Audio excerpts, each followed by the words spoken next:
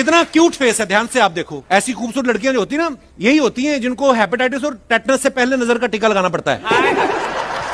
कितनी बड़े बड़े सेलिब्रिटीज, MS धोनी, सचिन तेंदुलकर, रजनीकांत साहब, उनको आज तक यहाँ आने का मौका नहीं मिला। पर मुझे मिला। You agree? You are very lucky. I am. We are so very lucky. we are so happy to have you. Thank you. Sorry, हमारा क्या है, अपनी तारीफ खुद ही करनी पड़ती है। नेटफ्लिक्स ने बोला है कि तुम्हारे लिए हम अलग से बंदा नहीं लाएंगे, तुम लगे रहो। आजकल साड़ियों में इतने नए नए डिजाइन आ गए। आपने देखा होगा पिछले हफ्ते एक लड़की अखबार के प्रिंट वाली साड़ी पहन के घूम रही थी। Oh my God. हाँ, एक बुजुर्ग पीछे पड़ गए, कहते मेरे को बजट पढ़ना है। वो तो तब भागी जब बुजुर्ग ने ऐसे किया, चौथे पन्ने पे आता है। धोखा सज्जणा दे नाल नी कमाईदा, वैरी जिथे मिले उथे लमा। तो वैसे ठीक है, लेकिन मैं काम चला लूंगा। काम चला लूंगा क्या मतलब है? मैं लड़कियों को मोटरसाइकिल थोड़ा जो चला लोगे। 6 एपिसोड देखे मैंने, मोटरसाइकिल तेरे से ज्यादा एवरेज देती है।